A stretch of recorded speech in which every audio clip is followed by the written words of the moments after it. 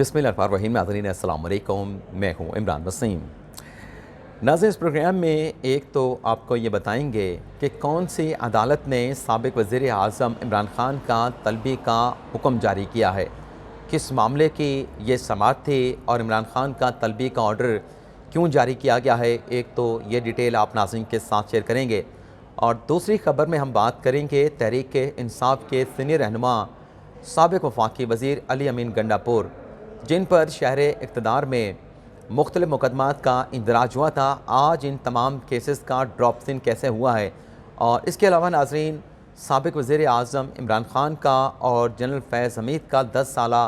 Plan क्या था, मंसूबा क्या था और इस प्लान को सीनियर सहाफ़ी की जानिब से कैसे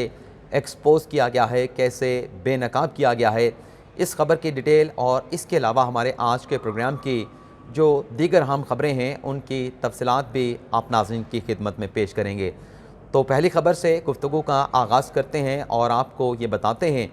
कि साबिक़ वज़ीर आज़म इमरान ख़ान का तलबी का ऑर्डर कौन सी अदालत से जारी हुआ है। नाज़रीन, आज 3 मुख्तलिफ़ केसेस में इमरान ख़ान साहब की जो ज़मानतें हैं उन्हें एक्सटेंड किया गया। 2 केसेस इमरान ख़ान के ख़िलाफ़ उस वक्त दर्ज हुए जब तोशा खाना के रेफरेंस में इलेक्शन कमीशन ने इमरान ख़ान को डिस्क्वालीफाई किया और उनके ख़िलाफ़ फ़ौजदारी केस जो है वो इनिशिएट करने का, फ़ौजदारी कार्रवाई इनिशिएट करने का भी हुक्म सुनाया गया। तो इलेक्शन कमीशन के उस ऑर्डर के बाद जो पाकिस्तान के तहरीक इंसाफ के रहनुमाओं और तहरीक इंसाफ के कारकुनान की जानिब से इलेक्शन कमीशन के नाअहली के इस फैसले के ख़िलाफ़ जो इस्लामाबाद में एहतजाज किया गया था, इस एहतजाज को बुनियाद बना के इस्लामाबाद के पुलिस की जानिब से कार सरकार में मदाखलत के 2 मुख्तलिफ़ मुकदमात दर्ज हुए। इन दोनों केसेस में नाज़रीन, जहाँ चेयरमैन PTI इमरान ख़ान को एक्यूज़ के तौर पर शामिल किया गया, तहरीक इंसाफ के रहनुमाओं को मुल्ज़मान के तौर पर शामिल किया गया और कारकुनान जो पाकिस्तान तहरीक इंसाफ के थे उन्हें भी इन केसेस में उनका नाम भी शामिल किया गया। आज नाज़रीन, इन दोनों केसेस के यानी दहशतगर्दी के ये जो दोनों मुकदमात थे, इनके इस्लामाबाद के इंसदाद दहशतगर्दी की अदालत में समाअत हुई है। ज़मानत की दरख्वास्त थी इमरान ख़ान साहब की, जिस पर आज डॉक्टर बाबर अवान साहब जो हैं वो इमरान ख़ान साहब को रिप्रेजेंट कर रहे थे और जब केस की समाअत चल रही थी तो डॉक्टर बाबर अवान साहब ने इस्तिस्ना की दरख्वास्त दी इमरान ख़ान की तरफ से और उन्होंने कहा कि इमरान ख़ान साहब पे कातलाना हमला हुआ है और डॉक्टर की जानिब से इमरान ख़ान को रेस्ट करने का एडवाइस किया गया है, मशवरा दिया गया है। तो जज साहब ने सवाल पूछा डॉक्टर बाबर अवान साहब से कि इमरान ख़ान साहब अगर रावलपिंडी के जलसे में शरीक हो सकते हैं तो वो अदालत क्यों नहीं आ रहे, उन्हें अदालत भी आना चाहिए था, वो अदालत में क्यों पेश नहीं हो रहे जब वो अवामी इज्तिमा में जाके तकरीर कर सकते हैं। तो डॉक्टर बाबर अवान साहब ने बड़ी दिलचस्प दलील जो है वो अदालत के सामने पेश की। उन्होंने कहा कि इमरान ख़ान साहब के हेलीकॉप्टर को इस्लामाबाद में लैंडिंग की इजाज़त नहीं दी गई। हालांकि अगला सवाल तो जज साहब का ये बनता था कि अगर इस्लामाबाद में लैंडिंग की इजाज़त नहीं दी तो रावलपिंडी में आपको लैंडिंग की इजाज़त मिली थी, तो इमरान ख़ान साहब जो है रावलपिंडी आके वहाँ से बज़रिया रोड जो है वो अदालत के सामने पेश हो सकते थे। लेकिन जज साहब ने डॉक्टर बाबर अवान साहब से ये सवाल किया कि आप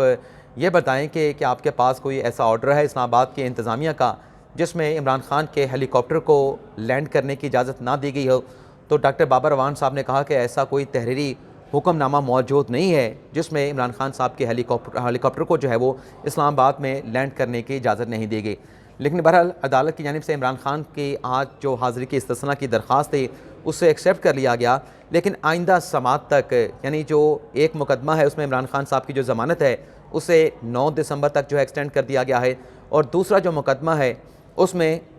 इमरान ख़ान की ज़मानत को 17 दिसंबर तक एक्सटेंड कर दिया गया है। यानी 9 दिसंबर को जब एक दहशतगर्दी के मुकदमे की समाअत होगी, इमरान ख़ान की ज़मानत की दरख्वास्त पे समाअत होगी, तो ख़ान साहब को इस समाअत पे अदालत के सामने पेश होना होगा। और जो 17 दिसंबर तक इमरान ख़ान की ज़मानत को एक्सटेंड किया गया है उस केस में भी इमरान ख़ान साहब को 17 दिसंबर को अदालत के सामने पेश होना होगा। आज की जो अदालती हाज़िरी है उससे इस्तिस्ना दिया गया है, लेकिन आइंदा की हाज़िरी पे जो है वो आइंदा की तारीख़ पे इमरान ख़ान साहब को जो है वो बुला लिया गया है, तलब कर लिया गया है। इसी तरीके से नाज़रीन, तोशा खाना रेफरेंस में जहाँ इलेक्शन कमीशन ने इमरान ख़ान साहब को एक तरफ जो है वो डिस्क्वालीफाई किया था, लेकिन दूसरी जानिब इमरान ख़ान के ख़िलाफ़ फ़ौजदारी कार्रवाई इनिशिएट करने का हुक्म दिया था। तो वो जो फ़ौजदारी कार्रवाई इनिशिएट करने का हुक्म था उस पर इलेक्शन कमीशन के ऑफिस की तरफ से एक रेफरेंस बनाकर इस्लामाबाद की डिस्ट्रिक्ट एंड सेशन अदालत में उस रेफरेंस को दायर किया गया था और उसकी इब्तदाई समाअत भी पिछले हफ्ते हुई थी। उस केस के भी आज ज़मानत के सिलसिले में इमरान ख़ान साहब की दरख्वास्त पे समाअत हुई है और जज ज़फ़र इकबाल साहब ने इस केस की समाअत की है। इमरान खान का साहब की जो ज़मानत है उसे 17 दिसंबर तक जो है वो कन्फर्म कर दिया गया है। यानी तीनों केसेस में इमरान खान साहब की जो ज़मानत है उसे कन्फर्म नहीं किया गया बल्कि उसमें तौसीक़ की गई है। और ये जो नाज़रीन फ़ौजदारी मुकदमात हैं ये ऐसे मुकदमात होते हैं जिसमें जो एक्यूज़ होता है उसका अदालत के सामने पेश होना ज़रूरी होता है। तो 17 दिसंबर को, 9 दिसंबर को और उसके साथ साथ जो दहशतगर्दी का दूसरा मुकदमा है उसमें भी 17 दिसंबर को इमरान खान साहब को इन अदालती फ़ोरम के सामने पेश होना होगा। अब अली अमीन गंडापुर के ख़िलाफ़ जो 13 मुकदमात का इंदराज हुआ उसका कैसे ड्रॉप इन हुआ है। ये जो नाज़रीन 13 मुकदमात का इंदराज हुआ, इस मुकदमात के इखराज के लिए अली अमीन गंडापुर ने इस्लामाबाद हाई कोर्ट से रजू किया था और आज हाई कोर्ट के जस्टिस महमूद जंगीरी ने अली अमीन गंडापुर के इस इखराज मुकदमे की दरख्वास्त के ऊपर समाअत की है। और जज साहब ने बड़ा बरहमी का इजहार किया पुलिस की कारकर्दगी पे, पुलिस की परफॉर्मेंस पे, और जज साहब ने यह रिमार्क दी है कि ये सारे केसेस क्या हैं। अली अमीन गंडापुर के पास जो आपने ये इल्ज़ाम लगाया है कि उनकी इमां के ऊपर इस्लामाबाद में जलाओ घिराव किया गया, इससे मुतल्लिक आपके पास शवाहिद क्या हैं, सबूत क्या हैं। तो पुलिस की जानिब से बताया गया, तफ्तीशी ने अदालत को ये बताया कि USB में ऐसे बयानात मौजूद हैं जिसमें अली अमीन गंडापुर जो है वो PTI के कारकुनान को जो है वो तरगीब दे रहे हैं, उन्हें जो है वो जलाओ घिराव के ऊपर जो है उभार रहे हैं। तो जज साहब ने कहा कि USB तो कोई सबूत नहीं, हाँ आपके पास अगर कोई ट्रांसक्रिप्ट है तो ट्रांसक्रिप्ट आपको लाना चाहिए था। तो पुलिस की जानिब से जो अदालती कार्रवाई है उस पर मुलतवी करने की इस्तदा की गई, वक्त मांगा गया, लेकिन जज साहब ने शदीद बरहमी का इजहार किया कि आपको तो ये ट्रांसक्रिप्ट जो है वो आज लेके आना चाहिए था। और जज साहब ने कहा कि ये जो मुकदमात आपने दर्ज किए हैं इस पर अगर मैं आज इंक्वायरी का हुक्म दे दूँ तो इस्लामाबाद की आधी पुलिस जो है वो घर चली जाएगी, यानी अंदर चली जाएगी, यानी जेल में चली जाएगी। जज साहब ने कहा कि एक सादा सा सबूत भी आप अली अमीन गंडापुर के खिलाफ जो है लेकर नहीं आए, हद हो गई है। और जज साहब ने कहा कि अदालत के सामने कहानियाँ नहीं चलती बल्कि सबूत चलते हैं, और सबूत जो है वो पुलिस अली अमीन गंडापुर के खिलाफ पेश करने में नाकाम हुई है। जिसके बाद इन तमाम मुकदमात में जो अली अमीन गंडापुर है उनका नाम है उसको खारिज कर दिया गया है, यानी सिर्फ अली अमीन गंडापुर के हद तक जो है ये मुकदमात जो है वो ख़त्म कर दिए गए हैं। लेकिन इन केसेस में जो पाकिस्तान तहरीक इंसाफ के दीगर रहनुमाओं के नाम शामिल हैं, जो दीगर PTI के रहनुमा एक्यूज़ के तौर पर शामिल किए गए हैं, उनके मुकदमात को ख़त्म नहीं किया गया। अब नाज़रीन जो तीसरी खबर है जो आपके साथ हम शेयर करने जा रहे हैं, आज फवाद चौधरी साहब ने एक ट्वीट किया है। उस ट्वीट में नाज़रीन फवाद चौधरी साहब ये कहते हैं कि तहरीक इंसाफ की सीनियर लीडरशिप का इजलास आज तलब कर लिया गया है। इस इजलास में पंजाब और खैबर पख्तूनख्वा असम्बलियाँ तहलील करने, सिंध और बलूचिस्तान से मुस्तफ़ी होने की तारीख़ पर गौर किया जाएगा। यानी अभी तारीख़ दी जाएगी और उस पर तारीख़ पर गौर किया जाएगा कि कौन सी तारीख़ है, 15 दिन के बाद की तारीख़ है, 1 महीने के बाद की तारीख़ या 2 महीने के बाद की तारीख़। तो आज तारीख़ पर गौर किया जाएगा और इन फैसलों से पाकिस्तान के 64% नशिस्तें खाली हो जाएंगी और आम इंतखाबात की राह हमवार हो जाएगी। अब यहाँ पे सवाल ये भी पैदा होता है कि अगर इस तरीके से अर्ली इलेक्शन लेना था तो पंजाब और KP, सिंध और बलूचिस्तान की असम्बलियों से मुस्तफ़ी होना था, तो ये तरीका तो पहले भी जो है वो एग्जीक्यूट किया जा सकता था। माफ़ी कीजिएगा नाजरीन, इस पर तो पहले भी जो है वो अमल दरामद किया जा सकता था। तो ये जो 7 माह से लेके एक हिजान की सी कैफियत मुल्क भर में पैदा की गई कि 25 करोड़ जो है वो इस्लामाबाद के पुलिस के अखराजात पे आए, ख़जाने से 25 करोड़ रुपये इमरान खान साहब के धरने और लॉन्ग मार्च को लेके हिफाजती और सिक्योरिटी के इंतजाम पे खर्च किए गए। और पंजाब पुलिस का जो खर्चा हुआ, जो हुकूमत पंजाब का खर्चा हुआ, वो अलग से था। यानी तकरीबन कोई 40 से 50 करोड़ के अखराजात इमरान खान साहब जो दावे करते रहे कि इस्लामाबाद जाएंगे तो अवाम का जो सैलाब है, अवाम का जो सुनामी है, वो इन हुक्मरानों को बहा के ले जाएगा। अगर खान साहब ने यही करना था कि रावलपिंडी पहुँच के अपने लॉन्ग मार्च का इख्तिताम करना था और असम्बलियों से की तहलील और इस्तीफ़ों का ऐलान करना था, तो ये तो खान साहब बड़े सिंपल तरीके से खर्च कर सकते। और इसके ऊपर अब जो 50 करोड़ के अखराजात आए हैं, 40-50 करोड़ के अखराजात आए हैं, ये अगर पाकिस्तान के गरीब आवाम के भलाई के ऊपर, उनकी वेल बीइंग पे खर्च होते तो मेरे ख्याल से ज़्यादा आसान होता। वैसे तो खान साहब कहते रहे कि 25 मई को हम आए थे तो हमारी कोई तैयारी नहीं थी, लेकिन इस मरतबा हम तैयारी करके आए हैं और जब हम अब की मरतबा आएंगे तो राना सनाउल्लाह को भागने का मौका नहीं मिलेगा। लेकिन खान साहब रावलपिंडी तक तो पहुँचे, लेकिन रावलपिंडी से आगे शहर इक़्तिदार में, जिसे 27 किलोमीटर की CDA की हुकूमत कहा जाता है, उस हदूद के अंदर खान साहब जो है वो दाखिल नहीं हो पाए। लेकिन बहरहाल ज़्यादा अच्छा होता कि खान साहब ये कह देते कि मैं रावलपिंडी आऊँगा और वहाँ पे आके मैं अपने लाहे अमल का ऐलान करूँगा, तो ये जो करोड़ों रुपए के अखराजात हुए हैं ये ग़ालिबन अवाम की फलाह बहबूद पे खर्च हो सकते थे। अगली जो ख़बर है नाज़रीन, जो सीनियर सहाफ़ी ने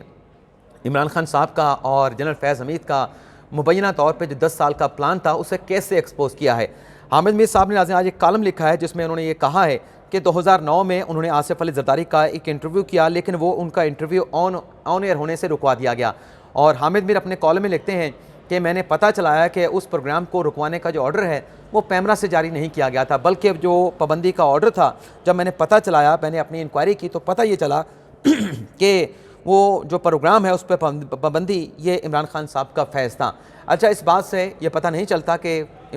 हामिद मीर साहब जो है वो फैज़ हमीद साहब को मुखातब कर रहे हैं, लेकिन आगे जो उन्होंने कॉलम में लिखा कि मेरे ऊपर जो 9 माह की पाबंदी लगाई गई और मेरा जंग में जो कॉलम था उसको भी बंद करा दिया गया, ये भी इमरान खान साहब का फैज़ था। तो ये जो हामिद मीर साहब ने असद तुर्क के मामले के ऊपर एक स्टेटमेंट दिया था और फिर उनका प्रोग्राम बंद कर दिया गया, उनका कॉलम बंद कर दिया गया, तो वो जो स्टेटमेंट था उस स्टेटमेंट को अगर आज भी देखा जाए, सुना जाए, पढ़ा जाए तो उसमें किसको मुखातिब थे हामिद मीर साहब, तो उससे ये अंदाज़ा हो सकता है कि ये जो फैज़ की बात की है, इमरान खान साहब के फैज़ की बात की है, तो ये इमरान खान साहब और जनरल फैज़ हमीद की इस कॉलम में हामिद मीर साहब जो है बात कर रहे हैं। और आगे उन्होंने कहा कि इमरान खान साहब ने यह मनसूबा बनाया कि अप्रैल 2022 में जो आर्मी चीफ़ है उनकी जगह पे नया आर्मी चीफ़ जो है वो लाया जाएगा और उसके बाद फिर नए इंतखाबात का ऐलान कर दिया जाएगा। और नए इंतखाबात के नतीजे में इमरान खान साहब 2/3 अक्सरियत से जीत के आना था। इमरान खान साहब का ये प्लान था जनरल फैज़ हमीद के साथ। और फिर इस कामयाबी के बाद जब इमरान खान को 2/3 अक्सरियत मिलनी थी तो मुल्क का जो पार्लिमानी निज़ाम हुकूमत है इसे सदारती निज़ाम से तब्दील करना था और फिर इस तरीके से 10 साल मुल्क पर हुक्मरानी का मनसूबा बनाया गया। लेकिन ये मनसूबा जनरल कमर जवेद बाजवा को मालूम हुआ तो वो इस सारे मामले से न्यूट्रल हो गए। और नाज़रीन, आपको मालूम है कि जब फ़ौज न्यूट्रल हुई, फ़ौज का सरबराह आर्मी चीफ़ न्यूट्रल हुआ, तो फिर न्यूट्रल होने के बाद इमरान खान साहब अपनी हुकूमत को जो है वो बरकरार ना रख सके। अगली जो खबर है इंतखाबात के हवाले से, अच्छा, फवाद चौधरी साहब को जो मैंने ट्वीट बताया पढ़ के, इस पर आप नाज़रीन को बता दें कि इमरान खान साहब ने जो ऐलान किया है कि KP और पंजाब की असम्बलियाँ तहलील करेंगे। इस मामले के ऊपर आज बलोचिस्तान से जो पाकिस्तान तहरीक इंसाफ के रहनुमा है यार मोहम्मद रीन साहब, उनका स्टेटमेंट सामने आया है कि इमरान खान ने जो असम्बलियों से सिंध, बलोचिस्तान, खैबर पख्तूनख्वा और पंजाब से जो मुस्तफ़ी होने का ऐलान किया है, खान साहब का ये फ़ैसला अपनी जगह पे, लेकिन हमारा एक हम ख्याल ग्रुप है बलोचिस्तान असम्बली में, हम ख्याल ग्रुप के साथ मुशावरत करके मुस्तफ़ी होना है या मुस्तफ़ी नहीं होना, मुशावरत के साथ हम ख्याल लोगों के साथ मशवरा करके इस मामले का फ़ैसला करेंगे। अब आम इंतखाबात के हवाले से जो इमरान खान कहते हैं कि जल्द इंतखाबात करवाए जाएँ और ये ज़रूरत है, तो वज़ीर आज़म शहबाज शरीफ का ये स्टेटमेंट सामने आया है जिसमें उनका ये कहना है कि जो इलेक्शन है वो अगस्त 2023 के बाद होंगे। लेकिन अगस्त 2023 के कितने बाद ये इलेक्शन होंगे, क्योंकि वफाकी वज़रा ये स्टेटमेंट दे रहे हैं कि जो हुकूमत की टर्म है उसके ख़त्म होने के बाद उसे 6 माह के लिए मज़ीद भी बढ़ाया जा सकता है। अब देखते हैं कि मामला ये किस करवट बैठता है, अर्ली इलेक्शन होते हैं या फिर असम्बली अपनी टर्म पूरी करके 6 माह की जो एक्सटेंशन की बात की जा रही है वो ली जाती है, नहीं ली जाती। लेकिन हम आपसे ज़्यादा चाहेंगे अल्लाह ताला हम सबका हामी नासिर अपनी दुआ में याद रखिएगा। अल्लाह हाफ़िज़।